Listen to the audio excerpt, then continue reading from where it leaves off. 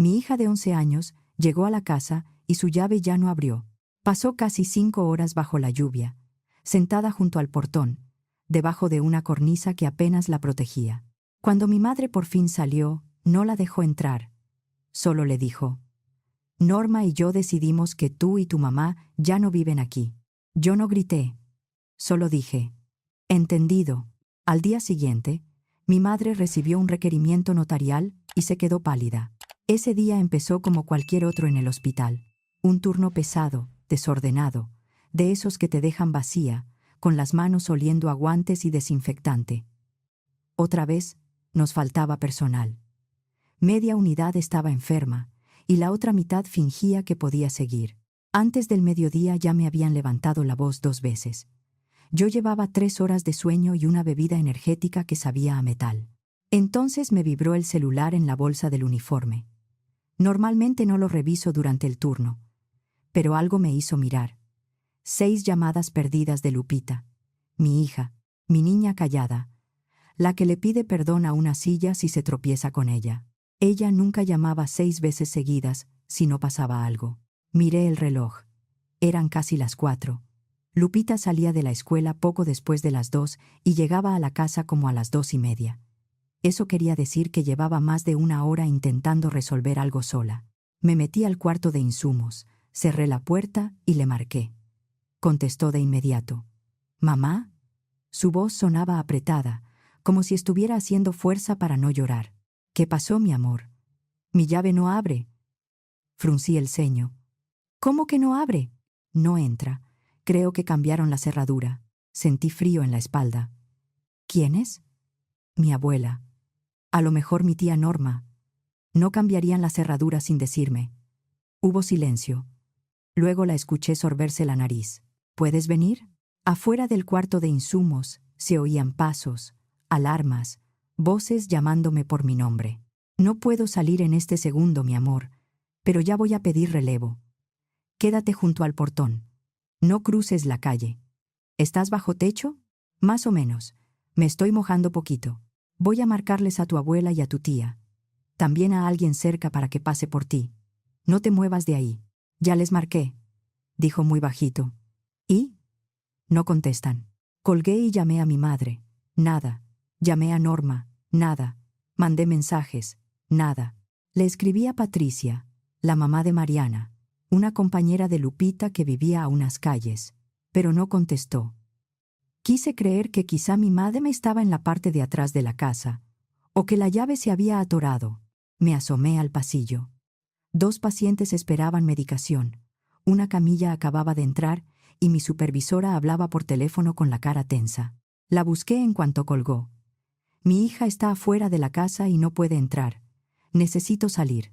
Mi supervisora miró hacia la estación de enfermería, luego a los pacientes. Dame unos minutos para cubrirte. Esos minutos se volvieron 1 hora, luego más. Seguí marcando entre una cosa y otra, con el celular escondido en la bolsa del uniforme y el corazón atorado en la garganta.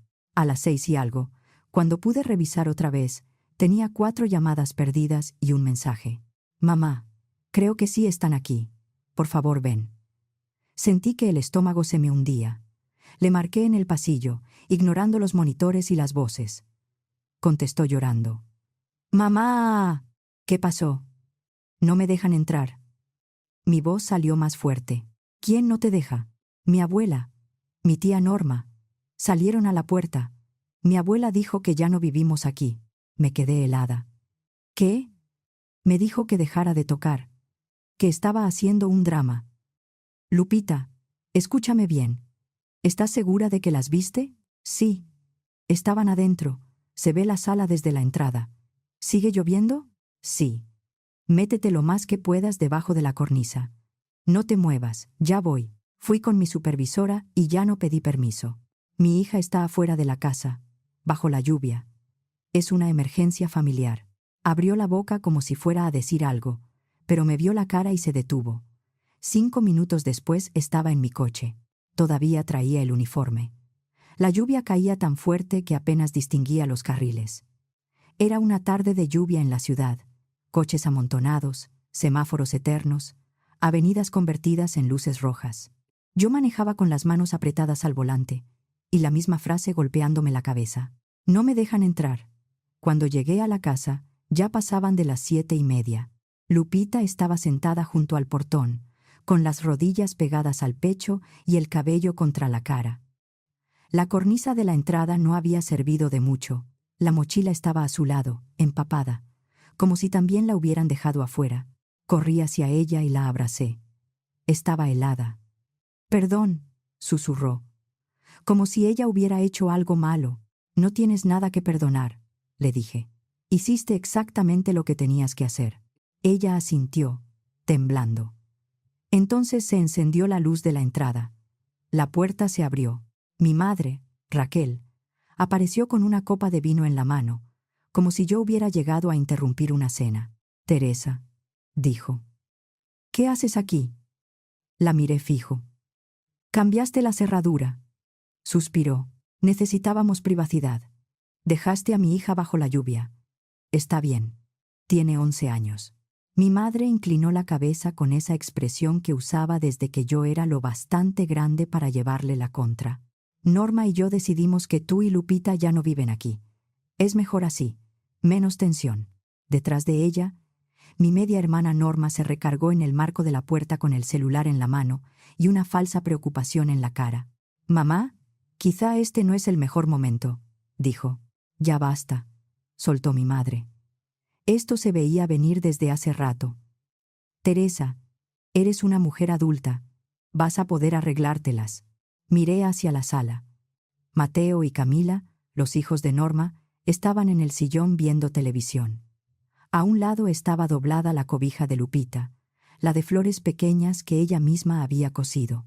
Desde la sala se veía la entrada. Desde ahí se veía a mi hija. No había sido un descuido. No grité. No lloré. Solo miré a mi madre y dije: «¿Entendido?» Ella parpadeó. «¿Qué? ¿Me escuchaste?» Tomé a Lupita de la mano, di media vuelta y regresamos al coche. Manejé sin hablar. La lluvia golpeaba el techo. Lupita se quedó en el asiento trasero, envuelta en mi chamarra mirando el vidrio mojado. Después de un rato susurró: «¿Vamos a estar bien?» «Sí». «La abuela no me quiere, ¿verdad?» Esa pregunta dolió más que todo lo demás. «Tu abuela no sabe querer bien, mi amor. No lo tomes como si fuera culpa tuya». Casi sonrió. Casi. Esa noche, mientras ella se dormía, entendí que la cerradura no era el principio de nada. Era el final de algo que venía desde mucho antes. Cuando yo era niña, en esa casa vivíamos 4. Mi mamá, mi papá, Norma y yo. Mi papá se llamaba Ignacio Morales. Norma era hija de una relación anterior de mi madre. 5 años mayor que yo, 5 veces más ruidosa y muchas más veces perdonada. Si Norma estornudaba, mi madre corría por pañuelos y halagos. Si yo estornudaba, me decía que lo hiciera más bajo. Mi papá casi no estaba. Era médico en un hospital público y también daba consulta privada. Vivía entre guardias y llamadas urgentes. Cuando llegaba, olía a café y a jabón quirúrgico. Me daba una palmada en el hombro. «Eres una buena niña, Tere». Yo lo adoraba de todos modos. Al menos él notaba que yo existía. Mi madre no. Solo cuando necesitaba a alguien a quien culpar. Me decía dramática cuando lloraba e ingrata cuando no lloraba. Decía que yo era demasiado sensible, como si eso fuera una enfermedad. Norma podía romper media cocina, y mi madre se reía diciendo que los niños eran así. Yo una vez tiré un vaso de leche y me castigaron 2 semanas. 2 semanas por un vaso. Para cuando cumplí 16 años, estudiar enfermería me sonaba como una salida. Cualquier escuela, cualquier trayecto largo, cualquier pretexto para no estar en esa casa todo el día. Cuando conocí al papá de Lupita, confundí atención con amor. Él era mayor que yo, encantador de esa forma ensayada que tienen algunos hombres cuando saben exactamente qué decir. Yo tenía 19 años y una autoestima por los suelos. Una vez me llevó flores y, en mi cabeza, eso significó que me quería. 1 año después estaba embarazada.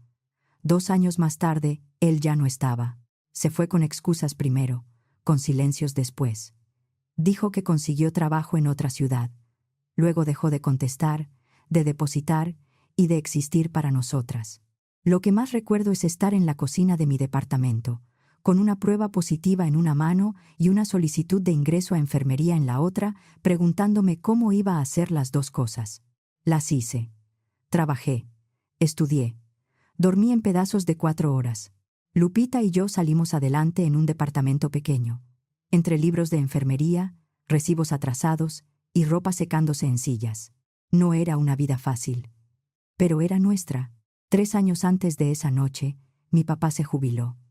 Después de pasar la vida cuidando desconocidos, quiso recuperar tiempo con los suyos. Me llamó una tarde. Dijo que quería visitarnos, ponerse al día, compensar años perdidos. Y lo hizo. Llegaba cada semana con comida, fruta para Lupita y anécdotas del hospital. Lupita lo adoraba. Él la adoraba de vuelta. A mi madre no le gustó. Cada visita suya le recordaba que yo seguía ahí. Unos meses después de recuperar esa cercanía, él se enfermó. No voy a decir el nombre de la enfermedad. No hace falta. Lo único que necesitan saber es que llegó rápido y no se fue. Mi madre me llamó una noche, con esa voz temblorosa que usaba cuando quería sonar frágil. Tu papá necesita ayuda, Teresa. Me quedé en silencio. Eres enfermera, agregó. Tú sabes de estas cosas. Ven a arreglar esto. Así lo dijo, como si mi vida fuera una herramienta que podía sacar de un cajón. Lupita y yo nos mudamos a la casa familiar. Me dije que sería temporal, solo hasta que él mejorara, o hasta que empeorara. Esas dos posibilidades se volvieron nuestro calendario. Durante 2 años, aquella casa se sintió como un hogar por primera vez. No por mi madre, por mi papá. Él era amable, agradecido. Todavía débil, seguía preguntando si Lupita había comido, si yo había dormido, si nos hacía falta algo. Yo convertí la casa en una pequeña unidad médica. Horarios, pastillas, comidas, baños, bitácoras y alarmas en el celular. Mi madre iba y venía actuando como si fuera la cuidadora ejemplar. Su rutina real era una copa de vino, negación y comentarios de víctima. Cuando Norma llegaba con Gerardo y sus hijos, mi madre se iluminaba. Sacaba los platos bonitos y decía que la familia era lo más importante. En cuanto ellos se iban, la casa volvía a apagarse. 3 semanas antes de que nos cambiaran la cerradura, el cuerpo de mi papá por fin se rindió. Las flores del funeral ni siquiera se habían marchitado cuando la casa empezó a cambiar. 3 días después del entierro, mi madre ya estaba moviendo muebles y diciendo que la casa necesitaba energía nueva. Empezó por el cuarto de mi papá. Lo pintó de amarillo claro. Cambió las cortinas. Sacó sus libros. Quitó su sillón. En menos de una semana, el cuarto tenía literas nuevas, juguetes y fotos de Mateo y Camila sobre la cómoda. Ni una sola foto de mi papá. Recuerdo quedarme en la puerta, todavía con un vestido negro, viendo cómo mi madre pasaba el rodillo por la pared. Se veía tranquila, demasiado tranquila. Quise preguntarle cómo podía hacer eso tan pronto, pero ella habló primero. Norma y Gerardo quizás se queden el próximo fin de semana, dijo. Los niños ya no deberían estar apretados en el cuarto de visitas. Van a necesitar su propio espacio. Lo dijo como si fuera lo más lógico del mundo. Después de eso, Norma y su familia estaban ahí casi todos los fines de semana. Ya tenían llaves, ya entraban sin tocar. De algún modo, Lupita y yo, que sí vivíamos ahí, empezamos a sentirnos como invitadas. Mi madre decía que era parte de sanar. Mientras tanto, Lupita y yo dormíamos en el cuarto más pequeño del pasillo, con las camas pegadas a paredes opuestas. Mi madre lo llamaba acogedor. Yo lo llamaba no poder respirar. Una noche la escuché hablando con Norma en la cocina. Las rentas están carísimas, decía mi madre. Tiene todo el sentido que ustedes se vengan a vivir aquí. Todos ahorraríamos. Luego bajó la voz. Además, Teresa no creo que se quede mucho. Ella solo estaba aquí por tu papá. Yo estaba en el pasillo con una taza de té entre las manos. No había pasado ni un mes del funeral y ya me estaban borrando. Cuando la enfrenté, sonrió como si me hubiera atrapado exagerando. Tú misma dijiste que venías a ayudar a tu papá, me dijo. Tu papá ya no está. Tienes tu trabajo, tienes tu vida. Es momento de seguir adelante. Seguir adelante. Como si el duelo fuera un contrato vencido. Unos días después, El licenciado Héctor Salgado, el abogado que llevaba los asuntos de mi papá, me llamó. Teresa, necesito que vengas al despacho.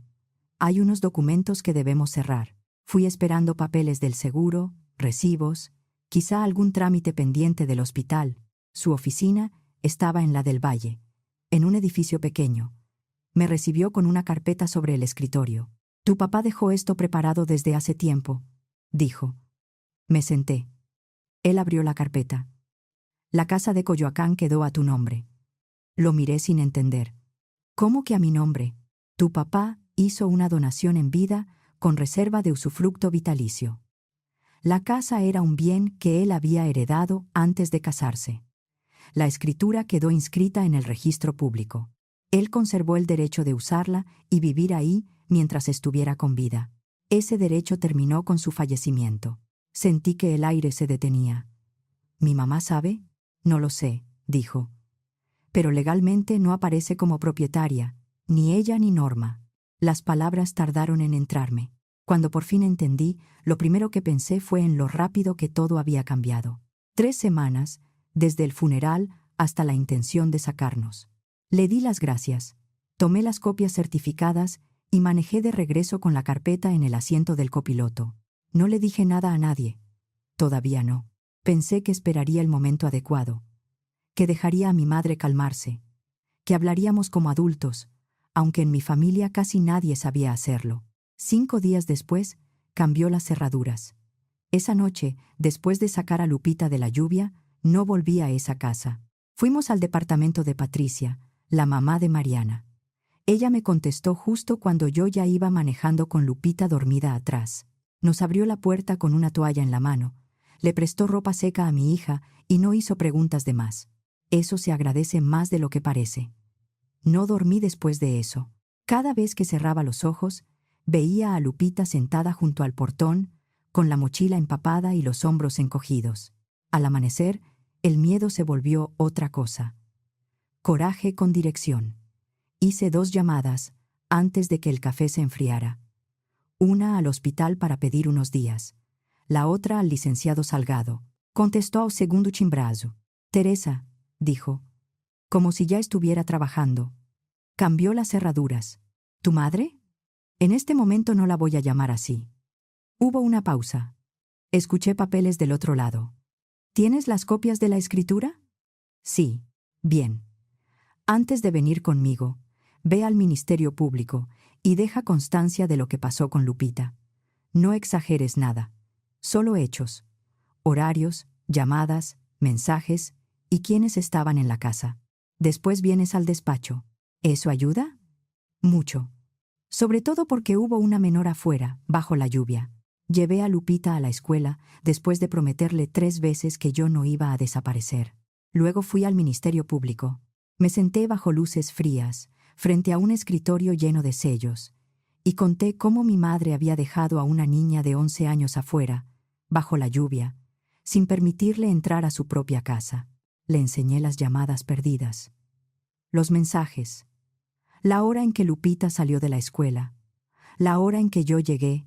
La agente escribió todo con una calma que me dio miedo y alivio al mismo tiempo. Cuando terminé, levantó la mirada. Hizo bien en venir. Esto se tiene que dejar asentado. Salí de ahí con una constancia y las manos temblando. Después, fui al despacho del licenciado Salgado. La oficina estaba a unos 20 minutos sin tráfico. Esa mañana, con lluvia, tardé casi el doble.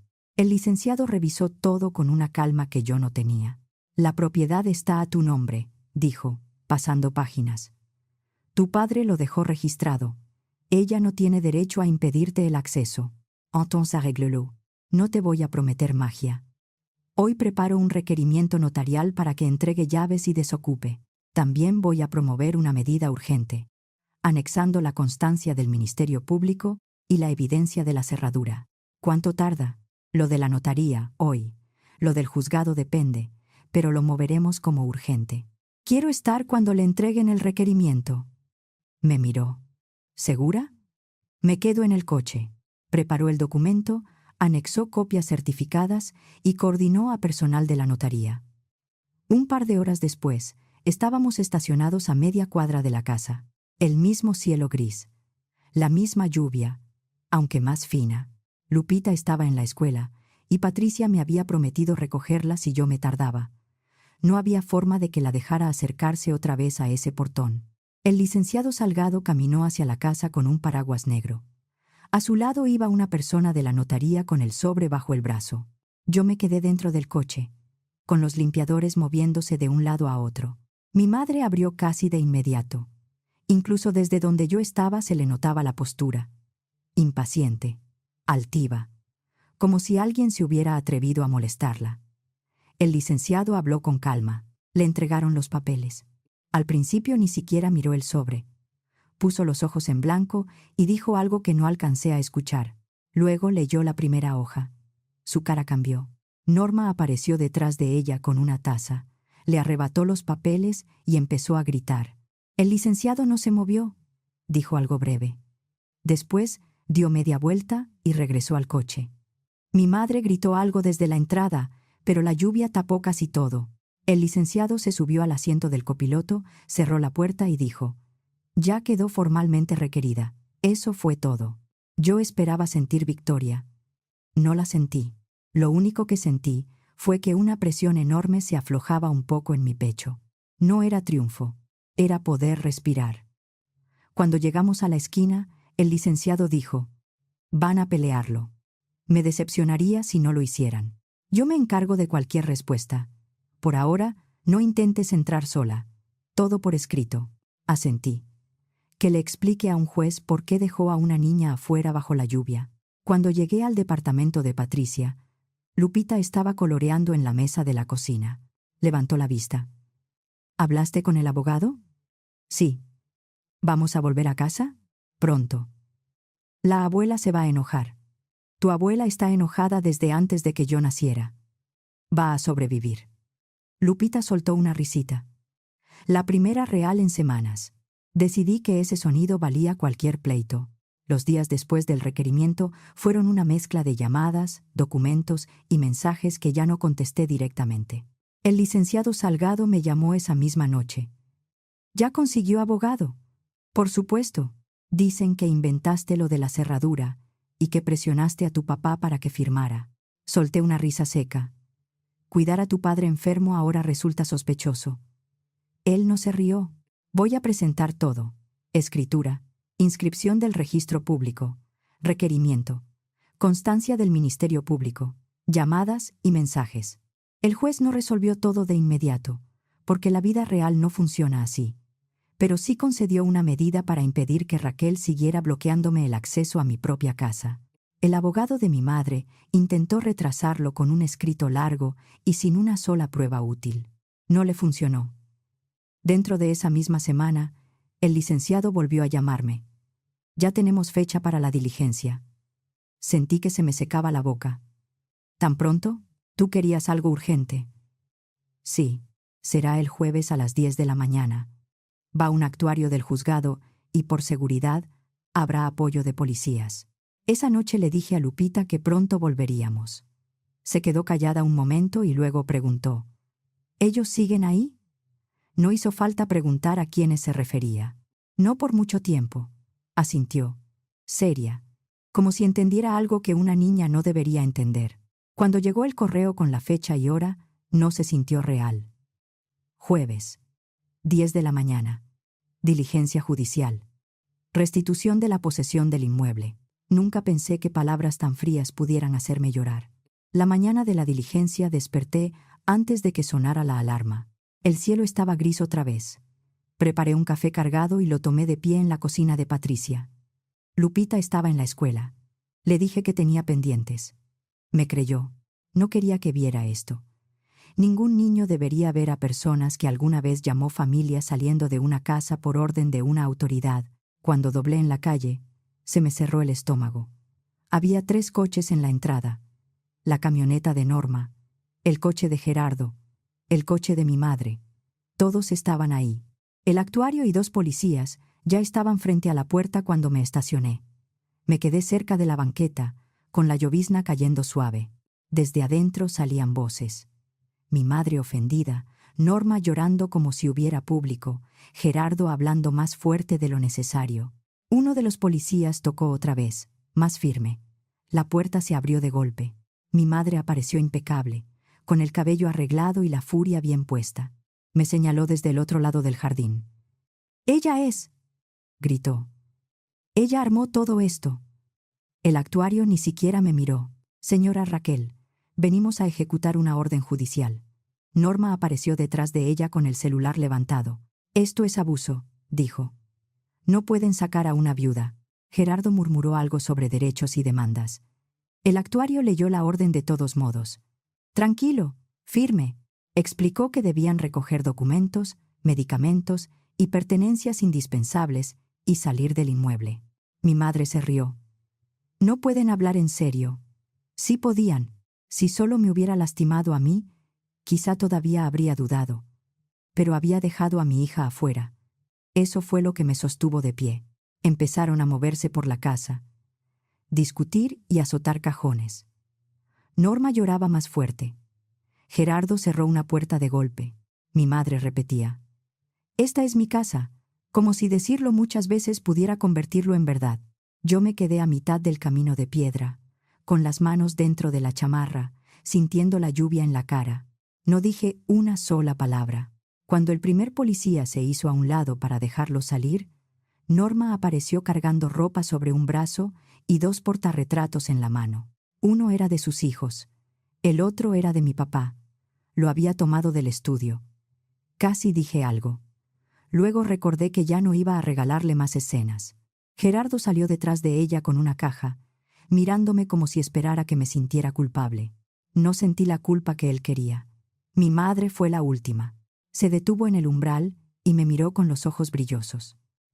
No sé si era odio, rabia o sorpresa de descubrir que esta vez no podía salirse con la suya. «Espero que estés orgullosa», dijo. No lo estaba. Estaba cansada. Ella pasó junto a mí sin decir otra palabra. El actuario cerró la puerta detrás de ella. Fue un sonido simple, definitivo. El silencio que quedó después se sintió extraño. El actuario me entregó las llaves. «Ya puede entrar, señora». 3 palabras. Más pesadas de lo que esperaba. Le di las gracias. La voz se me quebró a la mitad. Cuando los coches se fueron, me quedé sola bajo la llovizna, mirando la casa que había sido refugio y encierro al mismo tiempo. Entré. El aire olía a polvo, perfume y vino. Una copa quedó abandonada en la barra de la cocina. Una chamarra colgaba en el respaldo de una silla. Una caja abierta estaba sobre la mesa. Parecía una discusión interrumpida. Abrí las ventanas una por una, dejando que entrara el aire húmedo. Por un segundo creí escuchar la voz de mi papá. «Hiciste lo que tenías que hacer». No sé si fue memoria, cansancio o necesidad, pero quise creerle. Esa tarde fui por Lupita a la escuela. Se subió al coche y vio las cajas en el asiento trasero. «¿Nos vamos a mudar otra vez?», preguntó. «A casa», le dije. La palabra se sintió rara en mi boca. Cuando entramos, la casa hizo eco. Lupita caminó por la sala despacio, tocando los muebles como si comprobara que seguían ahí. Luego fue al pasillo, a la cocina, al jardín pequeño, al cuarto que por fin podía volver a ser suyo. Se quedó parada en medio de la habitación. «¿Aquí puedo poner mis libros?». «Donde quieras». «¿Y nadie va a cambiar la cerradura?». Me agaché frente a ella. «Nadie», asintió, pero no sonrió de inmediato. A veces la seguridad tarda en volver al cuerpo. Esa noche dormimos en colchones sobre el piso, con las ventanas abiertas y las sábanas limpias que Patricia nos había prestado. Lupita se quedó dormida antes de terminar la cena. Yo me senté en la cocina, con las llaves sobre la mesa. Las miré mucho rato. No parecían gran cosa, un pedazo de metal.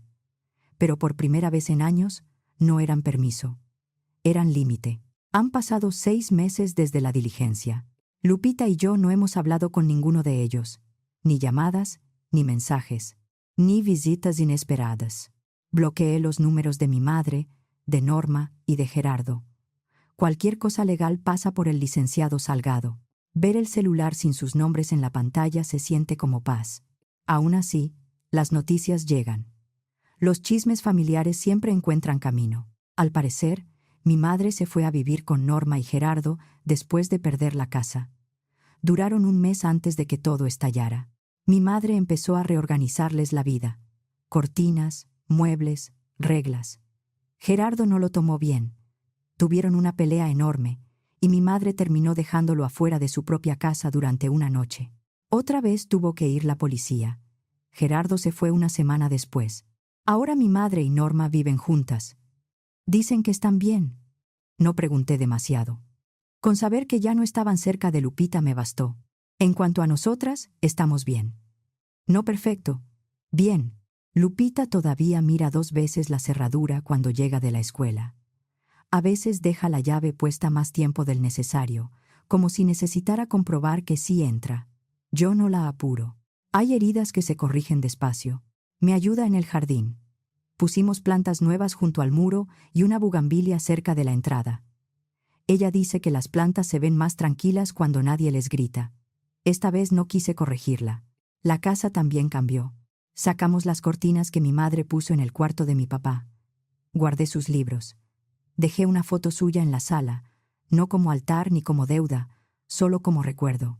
El cuarto pequeño del pasillo ahora es de visitas. El cuarto más luminoso es de Lupita. Pintó una pared de azul claro y pegó estrellas en el techo. La primera noche que durmió ahí, me pidió que dejara la puerta abierta. La dejé. Todavía la dejo. No hay cerraduras nuevas. No hay copas de vino abandonadas en la barra. No hay voces diciendo que la familia lo justifica todo. Lo que entendí esa noche no fue que mi madre podía ser cruel. Eso ya lo sabía, aunque me tardé años en aceptarlo. Lo que entendí fue que yo llevaba demasiado tiempo confundiendo familia con obligación de aguantar. Una cosa es ayudar a tu padre enfermo, sostener una casa en duelo, callarte un comentario para no hacer más grande el problema. Otra muy distinta es permitir que una niña de 11 años pague el precio de una guerra que no empezó con ella.